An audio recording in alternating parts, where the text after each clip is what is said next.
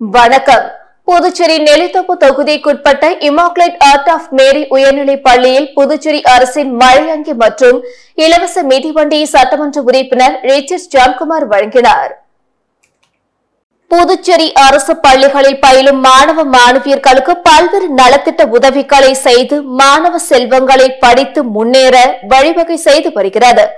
இதில் இலவச காலை சிற்றுண்டி, மதிய உணவு, இலவச புத்தகம், சீருடை, மழை அங்கி, மிதிவண்டி, மடிக்கணினி, ₹1 கட்டணத்தில் மாணவர்களுக்கு சிறப்பு பேருந்துகள் போன்ற பல்வேறு சலுகைகள் உள்ளன.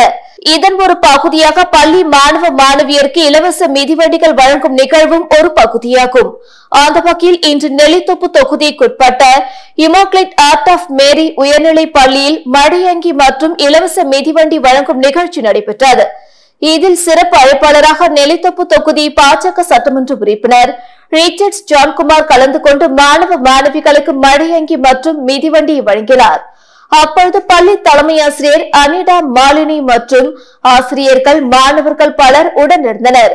இதில் சுமார் 72 மாணவ மாணவிகளுக்கு ரெயின்கோட், மிதிவண்டி வழங்கப்பட்டது குறிப்பிடத்தக்கது. ஏஐ தொழில்நுட்பத்தை பயன்படுத்தி புதுச்சேரி சைபர் கிரைம் போலீசார் விழிப்புணர்வு வீடியோ வெளியிட்டுள்ளனர். Puducherry cyber crime police inspector Thiyagarajan மற்றும் போலீசார் சைபர் குற்றங்களை கண்டுபிடிப்பது மட்டுமின்றி பொதுமக்கள் சைபர் குற்றங்களில் சிக்காமல் விழித்துக் கொள்ள பல விழிப்புணர்வு நிகழ்ச்சிகளை நடத்தி வருகின்றனர். அதன் ஒரு பகுதியாக ஏஐ தொழில்நுட்பத்தை பயன்படுத்தி எவ்வாறு குற்றம் சம்பவங்களை தடுக்கலாம் என பெண் ஒருவர் டிப்டாப் உடையணிந்து பேசும் வீடியோ ஒன்றை சைபர் கிரைம் போலீசார் சமூக வலைதளத்தில் வெளியிட்டுள்ளனர்.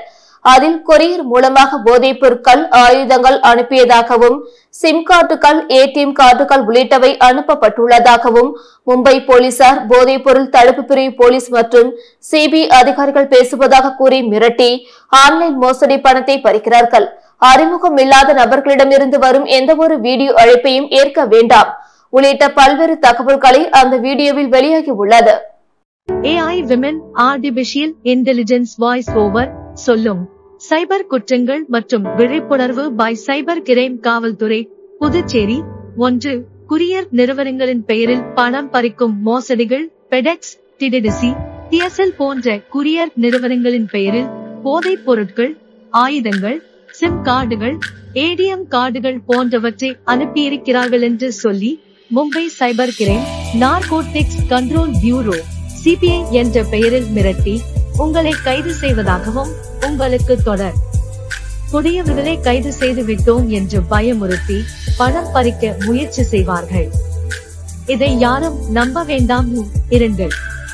TRAI போலியாக தொடர்பு கொள்ளும் நபர்கள். TRAI telecommunication authority of India என்ற பெயரில் போலியான நபர்கள் உங்களை தொடர்பு கொண்டு உங்கள் சிம் கார்டு அல்லது ஆதார் கார்டு குற்றத்தில் கிரைம் ஈடுபட்டுள்ளதாக உங்கள் போன், இன்ஸ்டாகிராம், வாட்ஸ்அப், பேஸ்புக் மற்றும் வலைதளம் மூலம் பணம் கேட்டு மிரட்டுவார்கள்.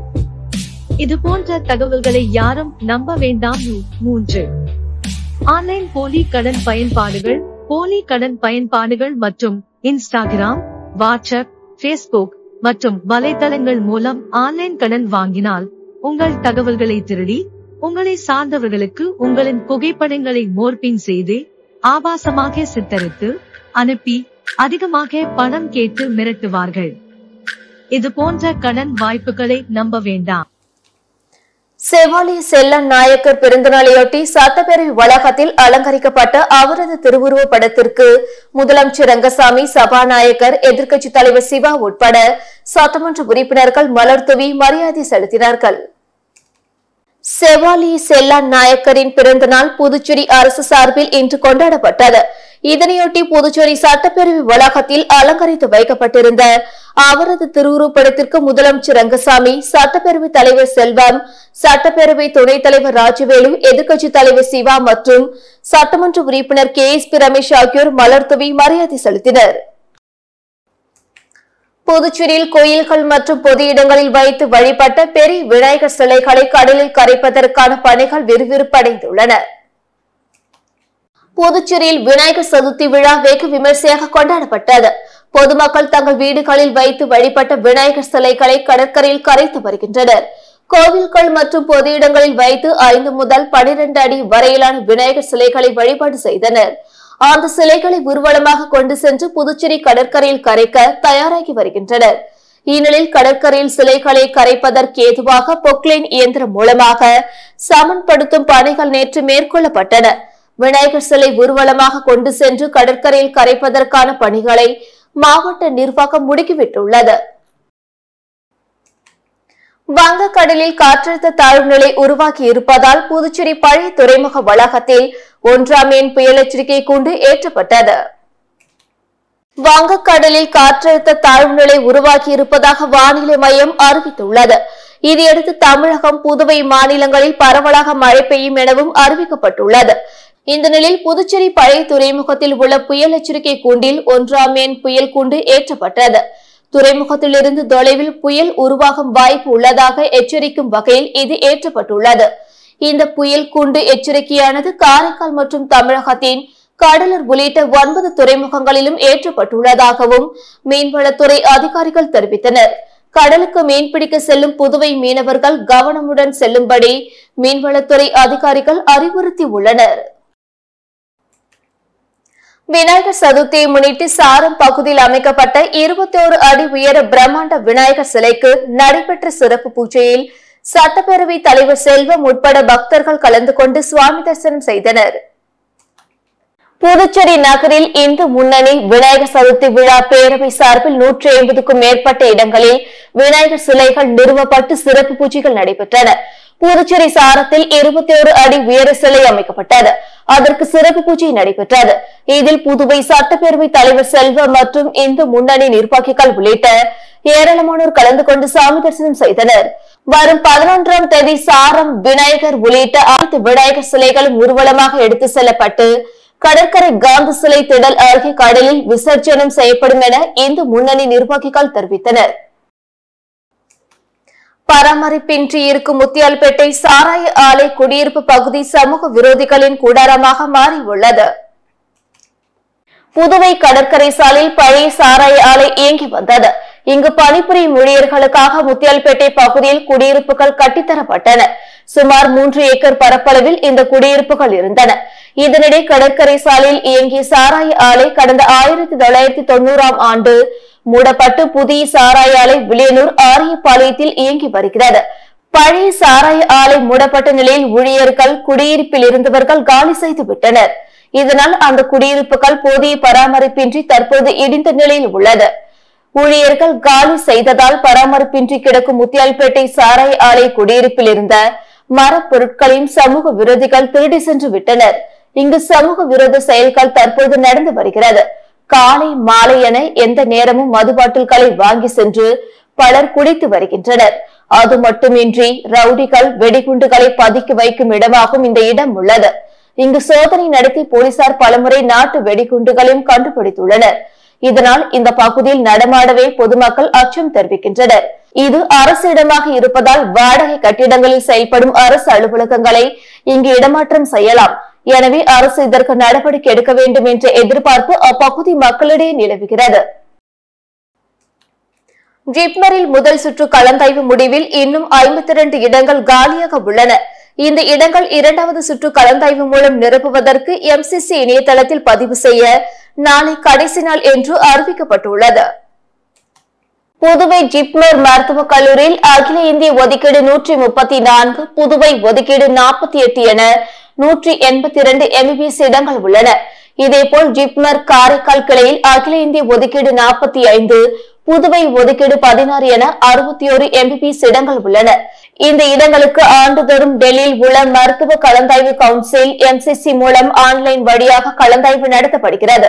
இந்நிலையில் 2024-2025 கல்வியாண்டுக்கான முதல் சுற்று மாணவர் சேர்க்கைக்கு MCC இணையதளத்தில் கடந்த ஆகஸ்ட் 14ஆம் தேதி முதல் 21ஆம் தேதி வரை ஆன்லைன் பதிவு நடைபெற்றது. தொடர்ந்து ஆகஸ்ட் 21, 22 தேதிகளில் சீட் ஒதுக்கீடு பணிகள் நடைபெற்றது. ஆகஸ்ட் 25ஆம் தேதி முதற்கட்ட கலந்தாய்வுக்கான சீட் ஒதுக்கீடு பட்டியல் MCC-யால் வெளியிடப்பட்டது. இதையடுத்து ஜிப்மரில் ஆகஸ்ட் 26ஆம் தேதி முதல் 29ஆம் தேதி வரை சீட் ஒதுக்கப்பட்ட மாணவர்களுக்கான முதல் சுற்று கலந்தாய்வு நடந்தது. இதில் புதுச்சேரி ஜிப்மரில் உள்ள 182 இடங்களில் 169 இடங்கள் நிரம்பின. அகில இந்திய ஒதுக்கீடு 4, புதுவை மாணவர்கள் ஒதுக்கீடு 9 என மொத்தம் 13 இடங்கள் மட்டுமே இன்னும் காலியாக உள்ளன. இதேபோல் ஜிப்மர் காரைக்கால் கிளையில் உள்ள 61 MBBS இடங்களுக்கு சீட் ஒதுக்கப்பட்ட மாணவர்களுக்கு கடந்த ஆகஸ்ட் 28, 29ஆம் தேதிகளில் காரைக்கால் ஜிப்மர் அகாடமிக் வளாகத்தில் முதல் சுற்று கலந்தாய்வு நடைபெற்றது.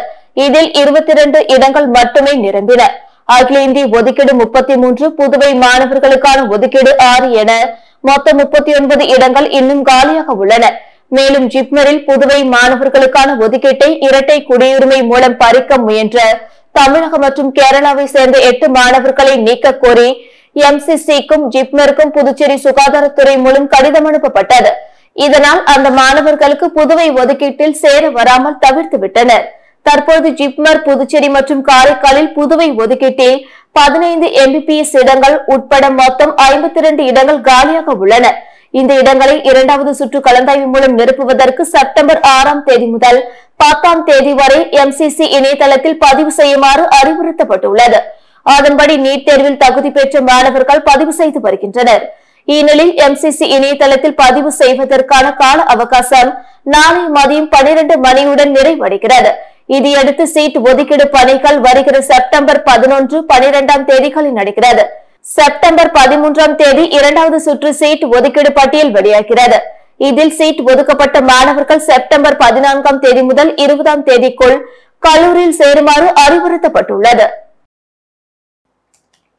மதகடிப்பட்டு மணக்குள விநாயகர் பொறியியல் கல்லூரியில் 1ஆம் ஆண்டு மாணவர்களுக்கு வகுப்பு தொடக்க விழா நடைபெற்றது.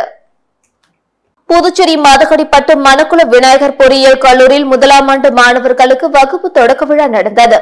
மணக்குள விநாயகர் கல்வி அறக்கட்டளை தலைவர் தனசேகரன் தலைமையில் நடைபெற்ற விழாவில் கல்லூரி செயலாளர் டாக்டர் நாராயணசாமி, பொருளாளர் ராஜராஜன், கல்வி குழும உறுப்பினர் நிலா பிரியதர்ஷினி ஆகியோர் முன்னிலை வகித்தனர்.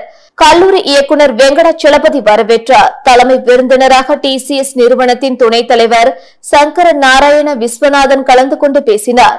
Manakula Vinayagar institute of technology கல்லூரி முதல்வர் மலர்கண் சிறப்புரையாற்றினார். இந்த நிகழ்ச்சியில் கல்லூரி வேலைவாய்ப்பு டீன் கைலாசம், அகாடமிக் டீன்கள் அன்புமலர், அறிவழகர், ஆராய்ச்சி மற்றும் மேம்பாட்டுத்துறை டீன் வேல்முருகன் உள்ளிட்ட பலர் கலந்து கொண்டனர். காட்டேரி குப்பத்தில் அமைந்துள்ள அருள்மிகு சுந்தர நாயகி உடனுரை அஷ்டலிங்கேஸ்வரர் திருக்கோவிலில் தீந்தமிழ் திருக்குட நன்னீராட்டு பெருவிழா வெகு சிறப்பாக நடைபெற்றது.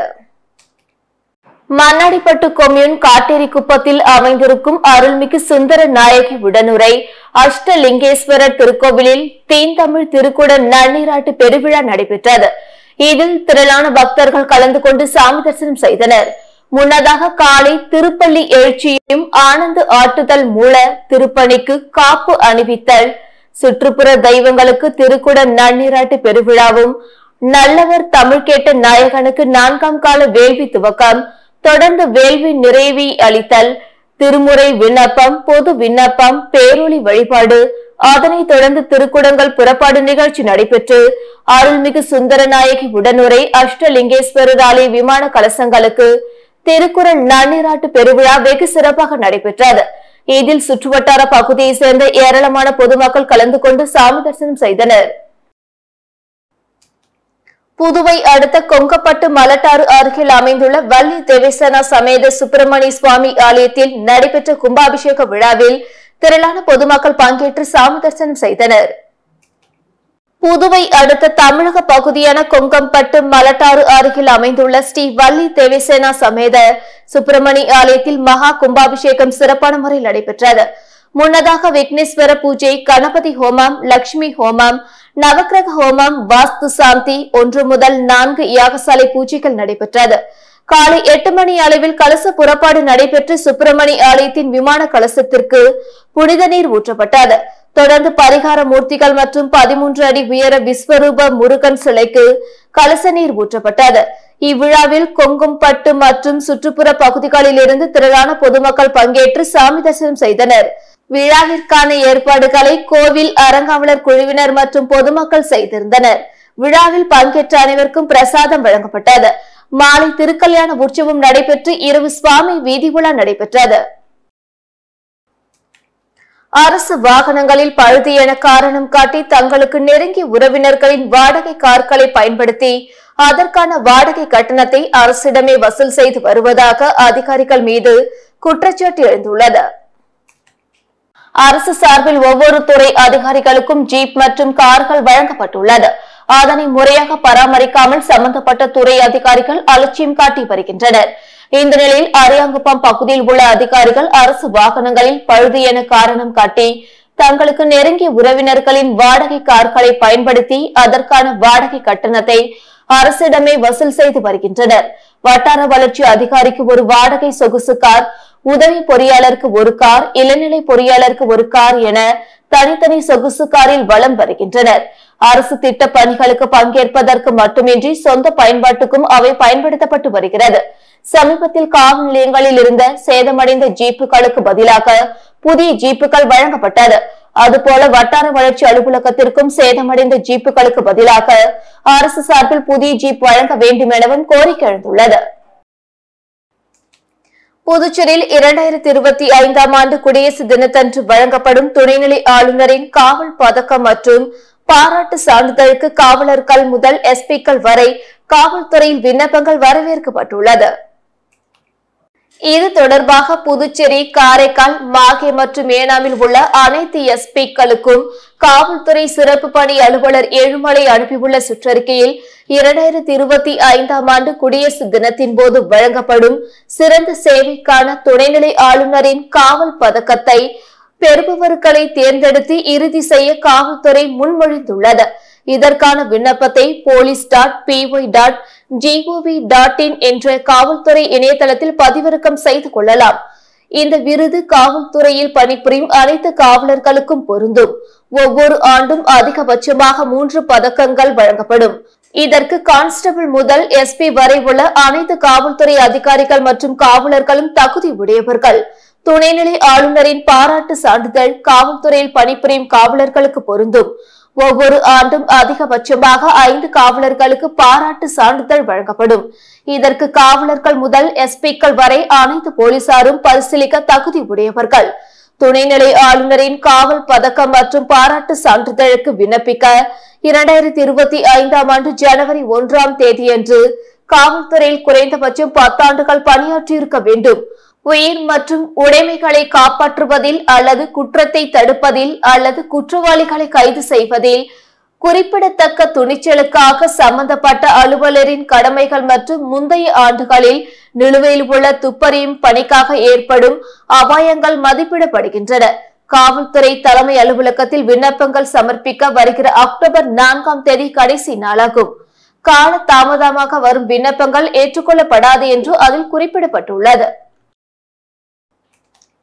புதுச்சேரியில் இளநிலை மருத்துவ படிப்புக்கான முதல் சுற்று கலந்தாய்வு முடிவில் அரசு ஒதுக்கீடான 371 இடங்களில் 340 இடங்கள் நிரம்பி உள்ளன.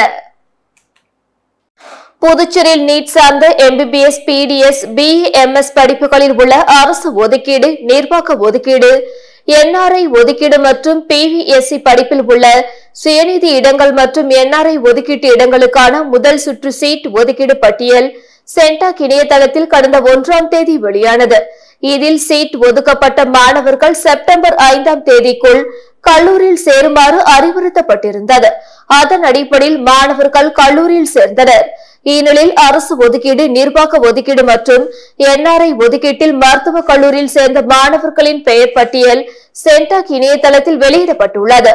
முதல் சுற்று கலந்தாய்வின் போது இந்திரா காந்தி அரசு மருத்துவக் கல்லூரியில் அரசு ஒதுக்கீடான 131 இடங்களில் 127 இடங்களுக்கு மாணவர் தேர்வு செய்யப்பட்டிருந்தனர். இதில் 126 பேர் கல்லூரியில் சேர்ந்துள்ளனர். இன்னும் 5 இடங்கள் காலியாக உள்ளன. 3 தனியார் மருத்துவக் கல்லூரிகளில் அரசு ஒதுக்கீடான 240 இடங்களில் 214 இடங்கள் நிரம்பின. 36 இடங்கள் காலியாக உள்ளன. அரசு ஒதுக்கீடாக பெறப்பட்ட 371 எம்பிபிஎஸ் இடங்களில் முதல் சுற்று முடிவில் 340 இடங்கள் நிரம்பியுள்ள நிலையில் 31 இடங்கள் காலியாக உள்ளன. கோரிமேடு மகாத்மா காந்தி அரசு பல் மருத்துவக் கல்லூரியில் அரசு ஒதுக்கீடான 44 இடங்களில் 22 இடங்களும், 2 தனியார் பல் மருத்துவக் கல்லூரிகளில் அரசு ஒதுக்கீடான 70 இடங்களில் 23 இடங்களும் என மொத்தமுள்ள 114 இடங்களில் 45 இடங்கள் மட்டுமே நிரம்பி உள்ளன. பிடிஎஸ் படிப்பில் 74 இடங்கள் காலியாக உள்ளன. மேலும் மகாத்மா காந்தி அரசு பல் மருத்துவக் கல்லூரியில் நிர்வாக ஒதுக்கீட்டில் உள்ள 44 இடங்களில் 6 இடங்கள் மட்டுமே நிரம்பி உள்ளன. இன்னும் 38 இடங்கள் காலியாக உள்ளது குறிப்பிடத்தக்கது. புதுச்சேரி குருசுமா நகர் பத்மினி தோட்டம் அன்னை வேளாங்கண்ணி மாதா ஆலயத்தின் தேர்பவனியில் திரளான கிறிஸ்தவர்கள் கலந்து கொண்டு பிரார்த்தனை செய்தனர்.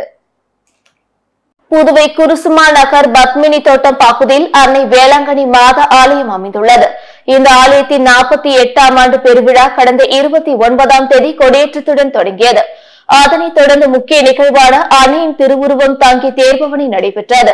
தேரானது ஆலயத்திலிருந்து புறப்பட்டு முக்கிய வீதிகள் வழியாக சென்று மீண்டும் ஆலயம் வந்தடைந்தது. இதில் அப்பகுதியை சேர்ந்த கிறிஸ்தவர்கள் திரளாக கலந்து கொண்டு பிரார்த்தனை செய்தனர். நிகழ்ச்சிக்கான ஏற்பாடுகளை அன்னை வேளாங்கண்ணி மாதா ஆலய விழா குழுவினர் செய்திருந்தனர்.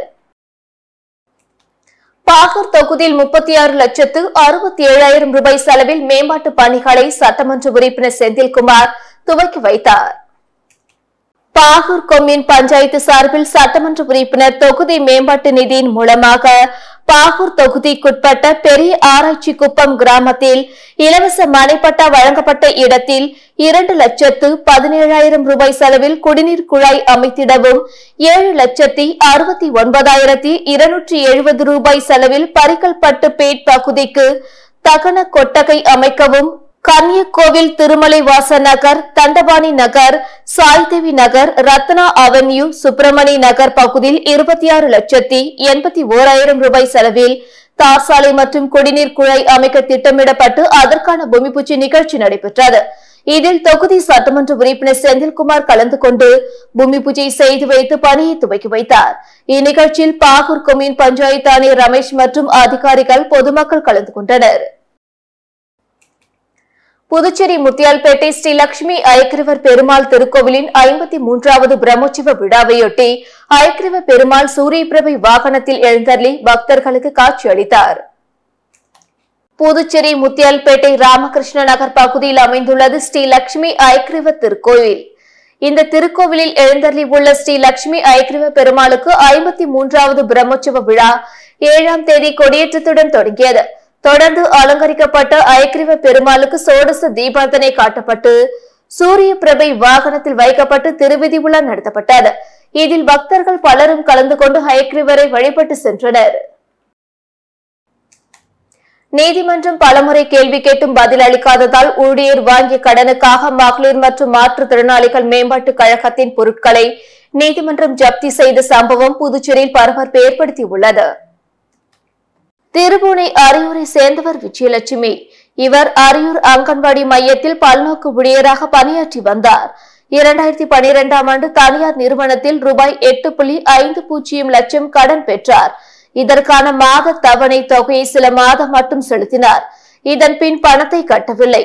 இந்த பணத்தை வசூலிக்க தனியார் நிறுவனம் பல்வேறு முயற்சி எடுத்தும் பயனில்லை. இதையடுத்து தனியார் நிறுவனம் புதுவை மாவட்ட முதன்மை அமர்வு நீதிமன்றத்தில் வழக்கு தொடர்ந்தது. வழக்கை விசாரித்த நீதிமன்றம் மகளிர் மற்றும் மாற்றுத்திறனாளிகள் மேம்பாட்டு கழகத்துக்கு விஜயலட்சுமியின் சம்பளம், எத்தனை ஆண்டுகள் பணிபுரிகிறார் என்று விளக்கம் கேட்டது. இதை அவர்கள் வழங்கவில்லை. இதன் பின் அவரின் சம்பளத்தில் பணத்தை பிடித்தம் செய்ய கோர்ட் உத்தரவிட்டது. இதற்கும் மகளிர் மற்றும் மேம்பாட்டு கழகம் நடவடிக்கை எடுக்காததால் கடன் தொகை ரூபாய் 8.5 லட்சத்துக்கு வட்டி அபராதம் ஆகியவற்றுடன் ரூபாய் 13.5 லட்சத்தை மகளிர் மற்றும் மாற்றுத்திறனாளிகள் மேம்பாட்டு கழகத்தின் அசையும் சொத்துக்களில் இருந்து ஜப்தி செய்ய கோர்ட் உத்தரவிட்டது. இதையடுத்து கோர்ட் அமினா அம்பி நடேச நகரில் உள்ள மகளிர் மற்றும் மேம்பாட்டு கழக அலுவலகத்தில் இருந்த மேஜை, நாற்காலி, கம்ப்யூட்டர் பொருட்களை ஜப்தி செய்தார். கடந்த 2018ஆம் ஆண்டு விஜயலட்சுமி ஓய்வு பெற்றுவிட்டார் என்பது குறிப்பிடத்தக்கது. முன்னாள் சட்டமன்ற உறுப்பினர் டாக்டர் MAS சுப்பிரமணியன் 4ஆம் ஆண்டு நினைவு தினத்தை முன்னிட்டு ரத்த தான முகாம் வில்லியனூர் பகுதியில் நடைபெற்றது. புதுச்சேரி முன்னாள் சட்டமன்ற உறுப்பினர் டாக்டர் MAS சுப்பிரமணியன் அவர்களின் 4ஆம் ஆண்டு நினைவு தினத்தை முன்னிட்டு வில்லியனூர் பெருமாள் கோவில் தெரு அன்னை கண் மருத்துவமனையில் ரத்த தான முகாம் நடைபெற்றது. இதில் வில்லியனூர் தொகுதி சட்டமன்ற உறுப்பினரும் எதிர்க்கட்சி தலைவருமான சிவா கலந்து கொண்டு அலங்கரித்து வைக்கப்பட்டிருந்த அன்னாரின் திருவுருவ படத்திற்கு மலர் தூவி அஞ்சலி செலுத்தி ரத்த தான முகாமினை துவக்கி வைத்தார். இதில் திமுக தொகுதி தலைவர் மணிகண்டன், கலை இலக்கிய பேரவை அமைப்பாளர் சிவசங்கரன் உள்ளிட்ட பலர் இந்நிகழ்ச்சியில் பங்கேற்று சிறப்பித்தனர். மேலும் இந்நிகழ்ச்சியில் இந்திரா காந்தி மருத்துவக் கல்லூரி மற்றும் உயிர்த்துளி சமூக அமைப்பினர் சார்பில் ஏராளமானோர் பங்கேற்று ரத்த தானம் செய்தனர். இத்துடன் செய்திகள் நிறைவடைந்தன. வணக்கம்.